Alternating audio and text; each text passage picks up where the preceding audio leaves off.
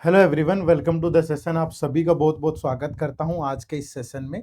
आज की इस वीडियो में हम डिस्कस करेंगे आईबीपीएस पीओ को कितनी सैलरी मिलती है। तो आईबीपीएस पीओ पे का एग्जाम क्लियर करने के बाद आपको डिफरेंट टोटल शायद 11 बैंक्स में आपको पोस्टिंग मिलती है। तो सबकी सैलरीज में थोड़ा बहुत डिफरेंस होता होगा जरूर, लेकिन जो ऑन एन एवरेज सैलरी होती है वो कितना मिलती है वो आपको इस वीडियो से पता चल जाएगा। तो वीडियो का एंड तक जरूर देखिएगा। लेकिन सबसे पहले अगर आपको वो सैलरी लेनी है ना बच्चे, वो सैलरी लेने से पहले आपको सेलेक्ट भी होना पड़ेगा, ठीक है। और सेलेक्ट होने की पहली सीढ़ी क्या है, आपकी प्रिपरेशन बहुत स्मूथली और अच्छी होनी चाहिए। और प्रिपरेशन स्मूथली और अच्छी कब होगी, जब आपके पास सबसे पहले प्रीवियस ईयर पेपर का एनालिसिस होगा। क्योंकि इन पेपर को देख के आप ये आइडिया लगा सकते हो कि प्री में क्या इंपॉर्टेंट है, मेंस में क्या इंपॉर्टेंट है, कौन से किस तरीके से ट्रेंड चेंज हो रहा है, किस तरीके से क्वेश्चन नए लेवल पे पूछे जा रहे हैं। और ये एक्सपीरियंस आपको होना बहुत ज़रूरी है अगर आपको अपनी प्रिपरेशन को अच्छे से आगे बढ़ाना है। आप ऐसा कर सकते हो क्योंकि एडविटैप आपको ये सारे प्रीवियस ईयर पेपर प्रोवाइड कर रहा है, वो भी बिल्कुल free. IBPS PO and clerk के पिछले 4 साल के प्री और मेंस के सिर्फ इसी वीडियो के डिस्क्रिप्शन में जाओ, लिंक मिलेगा और जा करके डाउनलोड कर लो, ठीक है। चलिए, तो सैलरी की यहाँ पे बात हो रही थी। मैं एक बच्चे की जो सैलरी पे स्लिप है वो यहाँ पे आपके साथ शेयर कर रहा हूँ। तो ताकि आपको एक्चुअल फील आए ना, आपको पता चले कि यार कैसे कितना अलाउंसेस मिलता है, क्या डिडक्शन होता है, क्या बेसिक पे होती है, सब चीज़ें। तो ये एक आईबीपीएस पीओ की सैलरी है। देखो, सबसे पहले अगर बेसिक पे की बात करूँ तो ये 48,480 रुपीज़ है, ठीक है। और ये रिवाइज होने के बाद है, ठीक है, पुरानी वाली नहीं है, ये रिवाइज सैलरी है। उसके बाद डियरनेस अलाउंस मिल रहा है। डियरनेस अलाउंस है 10,277। और फिर आपका लर्निंग अलाउंस है 850। उसके बाद आपको लर्निंग अलाउंस डीए मिल रहा है 180 रुपीज। फिर आपको स्पेशल अलाउंस मिल रहा है, बेसिक जो है ये 12,847 है। और फिर स्पेशल अलाउंस डीए भी है, कितना 2723। उसके बाद हाउस रेंट अलाउंस है 4848, ठीक है। उसके बाद सिटी कंपनसेटरी अलाउंस है 2300, ठीक है, सीसीए। उसके बाद आपका जो contributory pension employer that is 8226, ठीक है। तो अगर मैं ये टोटल सम कर दूं तो ये आपका 90,732 बनता है भाई, ठीक है। लेकिन ये तो आपकी ग्रोस सैलरी है, इसमें से डिडक्शन भी होता है।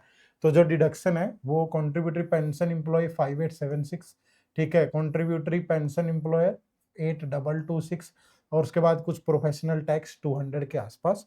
तो ये जो टोटल डिडक्शन है आपकी, ये 14,302 है। और आपको इन हैंड जो मिलता है वो 76,430 रुपीज मिलता है, ठीक है।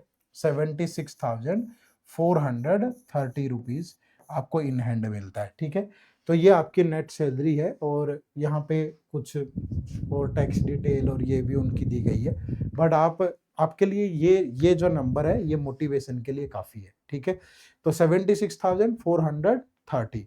और उसके बाद मतलब फिर आप मतलब एक सवाल ये भी आता होगा कि यार 5 साल बाद कितने मिलती है, या इसके साथ साथ क्या और अलाउंसेस भी मिलते हैं। तो इसके साथ साथ जो दूसरे अलाउंसेस मिलते हैं उनमें लीज्ड एकोमोडेशन है, ठीक है। अब कुछ बैंक की ऑफिशियल भी होती है, ठीक है।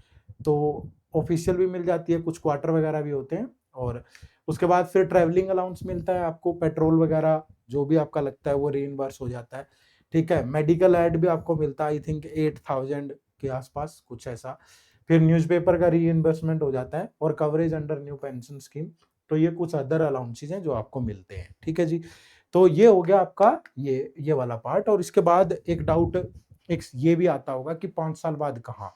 देखो, अगर मैं देखूं तो 5 साल बाद कम से कम यहीं पे आपका 10 से 12 हजार इंक्रीज हो जाता है, ठीक है। क्योंकि अगर आप कोई भी जैब, जेआईआईबी या सीएआईआईबी का कोई भी एग्जाम क्लियर नहीं करते हैं तो भी 5 इंक्रीमेंट तो आपको मिलेंगे ही, ठीक है।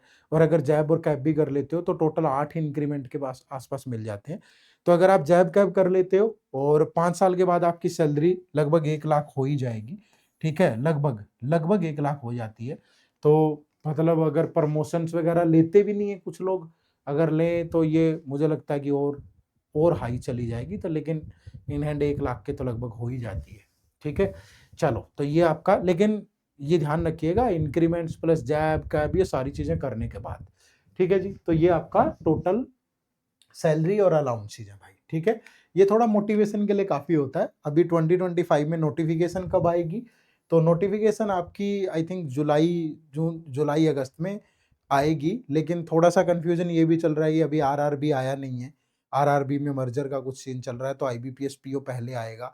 तो अगर आईबीपीएस पीओ पहले आता है फिर तो आईबीपीएस पीओ जून में आपको देखने को मिल जाएगा, मैक्सिमम जुलाई में, क्योंकि अगस्त में तो पेपर ही होगा भाई, ठीक है? तो जून में ही देखने को मिल जाएगा। और अगर जो आईबीपीएस कैलेंडर के हिसाब से देखें तो फिर आपका जुलाई अगस्त में आएगा, और आपका जो प्रीलिम्स एग्जाम है वो 4, 5 और 11 अक्टूबर को ये आईबीपीएस के कैलेंडर में गिवन है, ठीक है?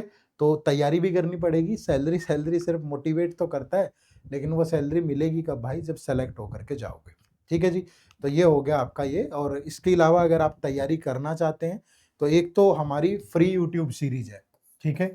ये फ्री यूट्यूब सीरीज में क्या है कि आपको quant, reasoning, English, current affair ये डेली मिलते हैं। ये सुबह 9 बजे, ठीक है, 9 AM पे। रीजनिंग का लेक्चर दोपहर को 2 बजे, ठीक है, और इंग्लिश का लेक्चर 4 PM पर। उसके बाद करंट अफेयर 5 PM पर।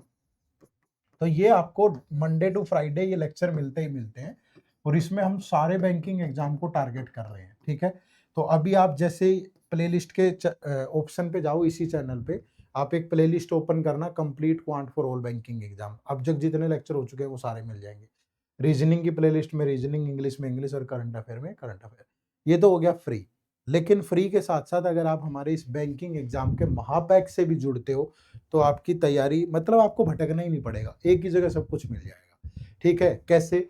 जैसे इसके अंदर SBI, IBPS, RRB, PO and clerk सबकी कंसेप्ट क्लास, ठीक है? Quant, reasoning, English, pre plus mains पूरा, साथ में टॉपिक वाइज टेस्ट, 1 साल की करंट अफेयर पिछले 1 साल से शुरू है और आगे जब तक एग्जाम्स नहीं होंगे चलती रहेगी। वीकली और मंथली कंपाइलेशन और मंथली एमसीक्यूज।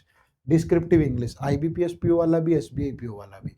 कंप्यूटर की क्लासेज, जिसके अलावा मिनी मॉक टेस्ट, पीओ के अलग, क्लर्क के अलग, फिर फुल लेंथ टेस्ट सभी के, प्री के भी, मेंस के भी। इसके अलावा सोल्ड पीवाईक्यू और इंटरव्यू गाइडेंस, सब कुछ है। मतलब जो भी आपको प्रिपरेशन के लिए चाहिए वो सारी चीजें आपको यहाँ मिलेगी, ठीक है? एक ही जगह पे सब चीजें खत्म, बिल्कुल बेसिक से लेके एडवांस लेवल तक, एसबीआई पीओ मेंस तक आपको सब मिलेगा। अब इस कोर्स में इनरोल कैसे कर सकते हो? इसी वीडियो के डिस्क्रिप्शन में लिंक है, जाइए और इनरोल कर लीजिए, या प्ले स्टोर पे जाके हमारी ऐप डाउनलोड कर लो, एड्यूटैप लर्निंग सॉल्यूशन, या फिर सिंपली गूगल पे टाइप करो edutap.in। तो ये हमारी वेबसाइट ओपन होगी, यहाँ कोर्सेज पे जाओगे, कोर्सेज पे जाके ये बैंकिंग कोर्सेज पे जाओगे तो ये हमारा कोर्स है, ये हमारा बैंकिंग का कोर्स है।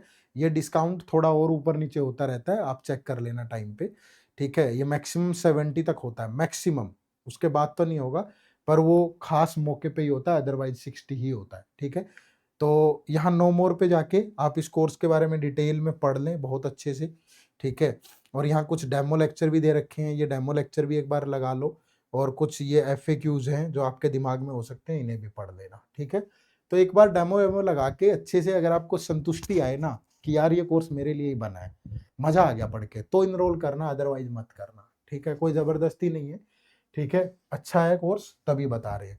और अगर आप बैंकिंग एग्जाम के साथ साथ आरबीआई ग्रेड ए बी को भी टारगेट कर रहे हो, जिसमें phase 1 phase 2 interview complete RBI grade A B, तो तब आप इस कोर्स में इनरोल कर सकते हैं। तो ये आरबीआई प्लस बैंक और ये सिर्फ बैंक, ठीक है भाई? तो इस तरीके से आप अपनी तैयारी को आगे बढ़ा सकते हो। तो इन कोर्सेज से भी जरूर जुड़ें और अपनी तैयारी को मुकम्मल करें, ठीक है? आज की इस वीडियो में इतना ही। चैनल पे नहीं है तो सब्सक्राइब कर लीजिएगा, फिर मुलाकात होगी। आप सबका बहुत बहुत शुक्रिया, थैंक यू वेरी मच। जय हिंद, जय भारत।